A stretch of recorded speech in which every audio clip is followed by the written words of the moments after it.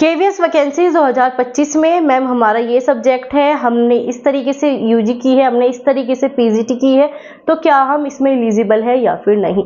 तो आज की वीडियो चाहे आप पीआरटी देने वाले हो, चाहे आप टीजीटी, चाहे आप पीजीटी, तो सब्जेक्ट कॉम्बिनेशन बहुत ही ज़्यादा आपके लिए इंपॉर्टेंट रहने वाला है। और ये सब्जेक्ट कॉम्बिनेशन आपका जो न्यू इन्होंने शेड्यूल जारी किया है, न्यू आपका सब्जेक्ट कॉम्बिनेशन बहुत सारे चेंज कर दिए, बहुत अलग ही कैटेगरी में लेके चले गए। अब आपको मैं बताती हूँ कैसा क्या सब्जेक्ट कॉम्बिनेशन रहेगा, प्लस पीआरटी, टीजीटी और आपका पीजीटी, इन सबकी एलिजिबिलिटी क्राइटेरिया क्या है, क्या एज आपकी रहनी चाहिए। तो आज आपकी इस वीडियो में सारे डाउट क्लियर होने वाले हैं। Hello guys, welcome back to my YouTube channel EN learners. Hope आप सब अच्छे होंगे। तो चलिए गाइज, आज की बेहतरीन वीडियो को स्टार्ट करेंगे, जिसमें हम डिस्कस करेंगे केवीएस 2025 से रिलेटेड आपके सारे डाउट, मतलब eligibility criteria, age criteria, plus आपका सब्जेक्ट कॉम्बिनेशन, जो कि सबसे ज्यादा जरूरी है। तो चलिए आज की वीडियो को स्टार्ट करते हैं। तो अगर हम बात करें केवीएस वैकेंसी 2025, जैसे कि आपको पता है इन्होंने अपना पूरा ड्राफ्ट जारी कर दिया, जिसमें बता दिया क्या सब्जेक्ट कॉम्बिनेशन रहेगा। तो बिल्कुल न्यू पैटर्न पर मैं आपको सारी चीजें बताने वाली हूँ, और यही आपका सिलेबस है और यही आपका कॉम्बिनेशन है, ठीक है। तो चलिए सबसे पहले हम बात करेंगे आपका पीआरटी, टीजीटी और आपका पीजीटी। सबसे पहले ये देख लेते हैं आपका एज क्राइटेरिया क्या है। तो अगर हम बात करें पीआरटी के लिए, इन्होंने 30 साल तक की एज रखी है मैक्सिमम। अगर 31 है तो आप अप्लाई नहीं कर सकते। अब आप कहोगे मैम SC ST OBC को जो रिलैक्सेशन मिलता है उसका क्या रहेगा, तो उसके लिए जो है आपको 5 जो है साल वो ज्यादा दे दिए जाते हैं। तो 5 साल वो रहेगा आपका रिलैक्सेशन के रूल्स के अकॉर्डिंग। लेकिन आप अगर जनरल कैटेगरी से हो, आप पुरुष हो, तो 30 साल ही रहेगा। लेकिन फीमेल को 5 साल का एक्स्ट्रा इसमें कह सकते हो डिस्काउंट मिल जाता है, तो उनकी जो है यहाँ पर 35 साल एज हो सकती है, यहाँ पर वो एलिजिबल रहेगी। अब आ जाओ टीजीटी। अगर आप टीजीटी की मैक्सिमम एज देखोगे तो 35 साल इन्होंने रखी है। अगर 35 साल से आपकी एज ज्यादा है तो आप इस फॉर्म पे अप्लाई ही नहीं कर सकते। अब हम बात करेंगे, इसमें भी वही रिलैक्सेशन वाला वही 5 साल का चलेगा, जो कि आपका हमेशा रहता है। अब बात करेंगे पीजीटी के लिए, इन्होंने ज्यादा से मतलब अधिकतम एज जो है 40 वर्ष ही रखी है। अगर 40 से आप ऊपर हो तो आप यहाँ पर अप्लाई नहीं कर सकते। ये था सिर्फ आपका सिंपल सा एज में, जिसमें ना जाने कितने डाउट आ चुके हैं, कितने कमेंट आते हैं कि मैम एज का बता दो। तो एज का आपका क्लियर हो गया। अब आते हैं एलिजिबिलिटी पे, ठीक है, क्या एलिजिबिलिटी होनी चाहिए। अगर आप पीआरटी पे अप्लाई करना चाहते हो तो आपको पता है BTC या फिर आपका NIOS भी यहाँ पर अप्लाई कर सकता है, या फिर आपका DLED। इस प्रकार के अगर कोई भी आपने 2 साल का एलिमेंट्री मतलब प्राइमरी डिप्लोमा क्या है टीचिंग में, तो आप यहाँ पर अप्लाई कर सकते हो। अब आप कहोगे मैम सिर्फ इतना सा नहीं, आपको इसमें क्या चाहिए, आपको इसमें CTET पेपर 1 चाहिए। याद रखना CTET पेपर 1। अब बहुत से बच्चों का डाउट रहेगा मैम CTET पेपर 1 में क्या चाहिए, 90 नंबर चाहिए, 82 नंबर चाहिए, 85। चलो दिखाते हैं आपको। अगर हम बात करें जनरल कैटेगरी की, तो उसमें आपको 90 नंबर चाहिए, और जो बाकी कैटेगरी है उसमें आपको 82 नंबर ही चाहिए। इतने ही आपको नंबर चाहिए। अब आप कहोगे मैम बिहार में तो ये हुआ था, उसमें वो हुआ था, कोई बात नहीं, लेकिन केंद्र में आपका 90 और 82 का ही क्राइटेरिया यहाँ पर चलेगा, और यही आपके नोटिस में कहा गया है। अब बात करेंगे आपका टीजीटी।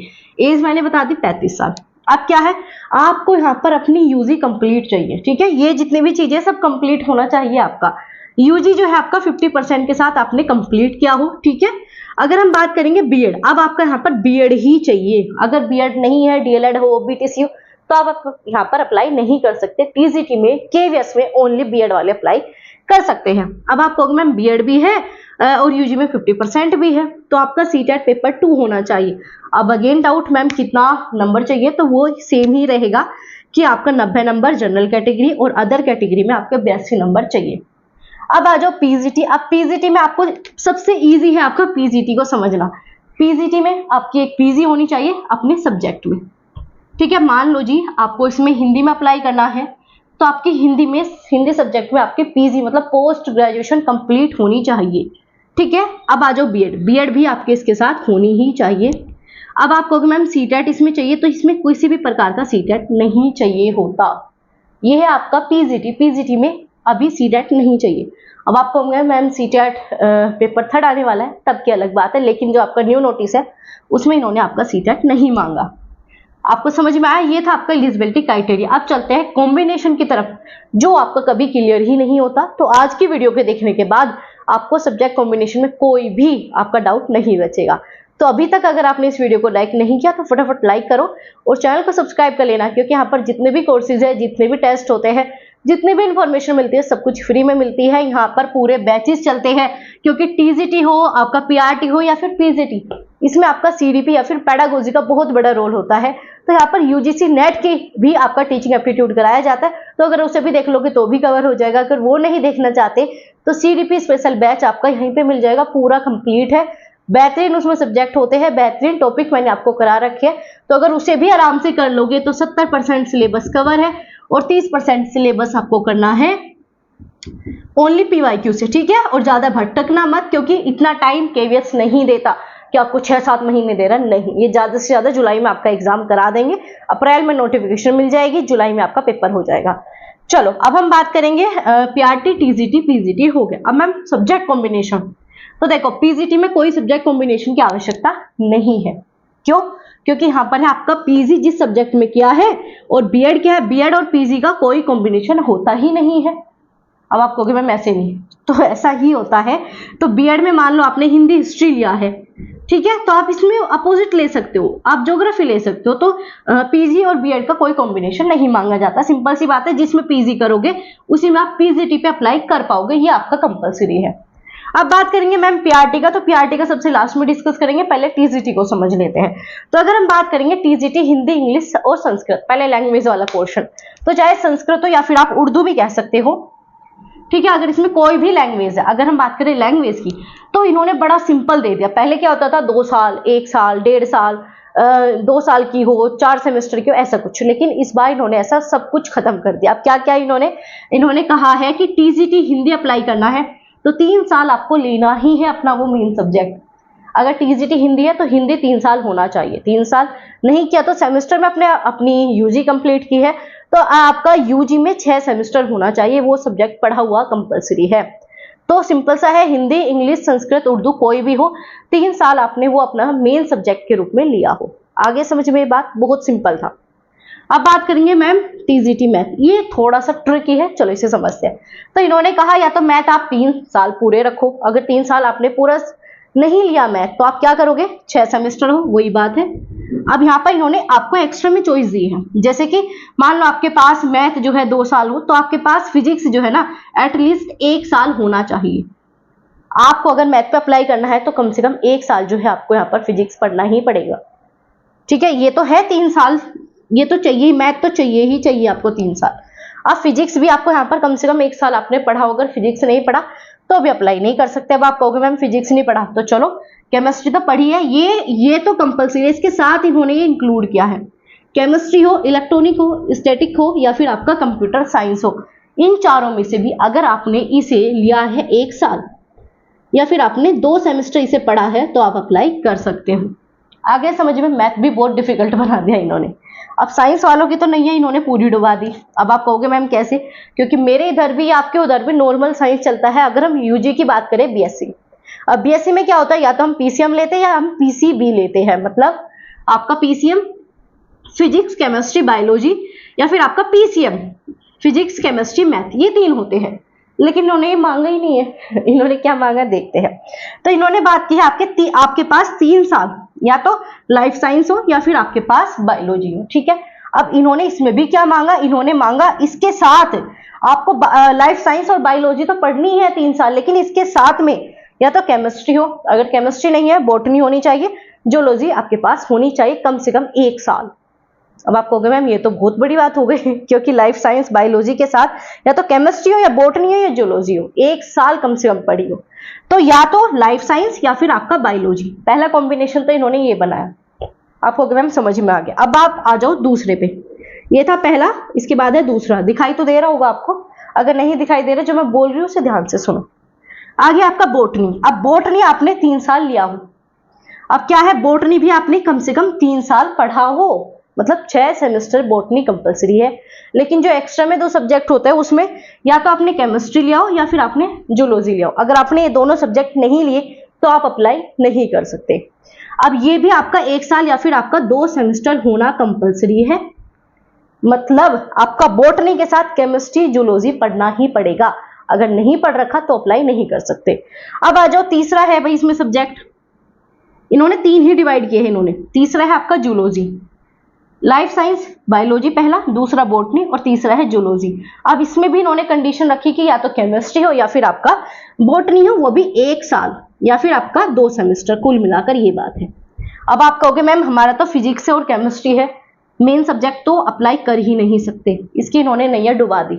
मतलब सिंपल सी बात है भाई, साइंस में फिजिक्स केमिस्ट्री बायोलॉजी लेते थे, लेकिन इन्होंने वो बंद कर दिया। अगर आपका यहाँ पर बायोलॉजी वालों को सिर्फ हेल्प हो सकती है बायोलॉजी वालों को सिर्फ हेल्प हो सकती है, लेकिन बायोलॉजी के साथ में भी केमिस्ट्री होना कंपलसरी है, या फिर बॉटनी या फिर जियोलॉजी, यहाँ पर चॉइस है।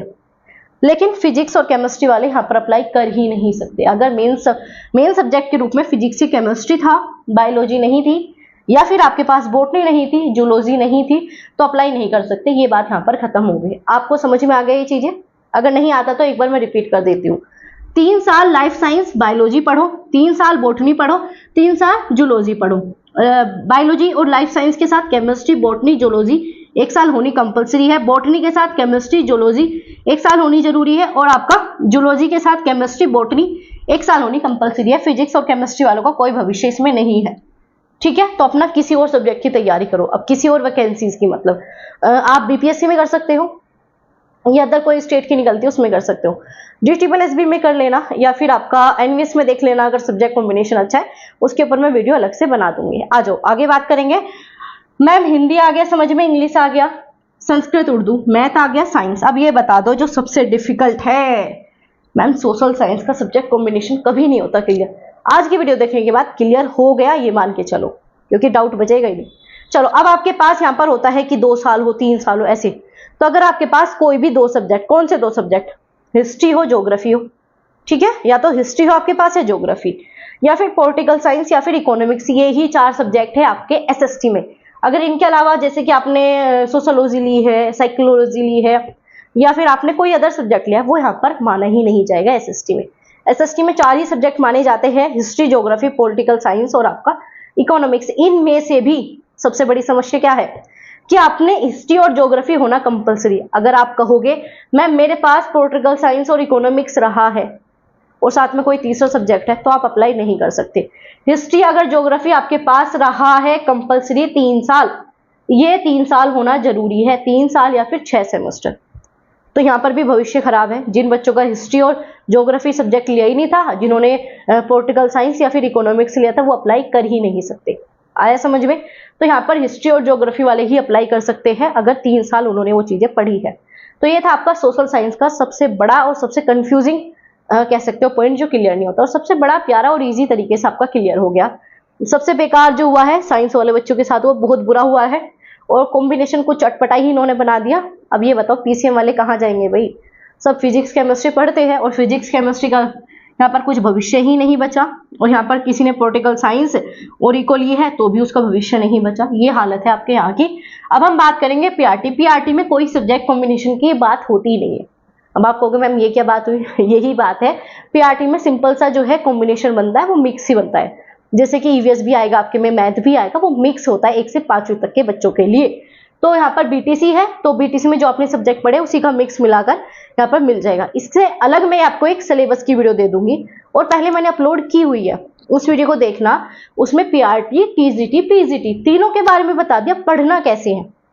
दुनिया भर की वीडियो देखोगे आप, लेकिन सही डायरेक्शन में अगर वीडियो देख लेते हो तो बहुत कम समय में तैयारी कर लोगे, वरना भटकते रहोगे, ये कोर्स वो कोर्स। और याद रखना सेल्फ स्टडी से सिलेक्शन होता है, कोर्सेज के चक्कर में मत फंस जाना, ये कोई नहीं कराने वाला। तो अपना जो है एक बुक खरीद लो, जिससे प्रैक्टिस करो, जो सिलेबस बता रहेगा उसके अकॉर्डिंग पढ़ना स्टार्ट कर दो। अगर आपको लगता है मैम ये मेरा डाउट रह गया, ये मेरा डाउट क्लियर नहीं हुआ, तो कमेंट करके बता देना, और वीडियो कैसी लगी ये भी जरूर बताना, और आपका डाउट क्लियर हुआ या नहीं ये भी बताना, क्योंकि कॉम्बिनेशन क्लियर ही नहीं होता और हमने पूरा क्लियर कर दिया है आपका। अब क्या है आपका, ये जो वैकेंसीज है अप्रैल में आ जाएगी, अप्रैल में आपकी कन्फर्म आएगी, और जुलाई तक ये पेपर करा लेंगे, क्योंकि 2-3 महीने का ही समय देते हैं। KVS ज्यादा समय खींचता ही नहीं है, तो तैयारी में अभी लग जाइए। इस चैनल को सब्सक्राइब कर लीजिए, क्योंकि सबसे ऑथेंटिक और सबसे सटीक जानकारी आपको यहीं मिलती है। ना तो कोई पेड कोर्सेज बेचने के लिए कुछ बातें होती है, यहाँ पर मैं जो मेन काम करती हूँ आपको गाइड करने का करती हूँ, जो कि मुझे यही काम करना है। तो आपको यहाँ पर गाइडेंस दी जाती है ताकि आप भटको कम और सही डायरेक्शन में चल सको। और याद रखना, इस एग्जाम के लिए, किसी भी एग्जाम के लिए पेड कोर्सेज से ज्यादा जरूरी है सेल्फ स्टडी। तो जितना ज्यादा हो सकता है खुद से खुद की पढ़ाई स्टार्ट कर दो, और चीज़ें मैंने आपको बता दी, कॉम्बिनेशन मिल रहा है तो ठीक है, नहीं मिल रहा तो आगे किसी और की तैयारी पहले से ही लग जाओ। तो चलिए मिलेंगे ऐसी इंफॉर्मेटिव वीडियोस के साथ। अगर आप में से कोई नया हो तो चैनल को सब्सक्राइब और बेल आइकन को ऑन रखना, ताकि आपको सारी अपडेट, सारी चीज़ें समय पर मिल सके। मिलते हैं आपसे अगली वीडियो में।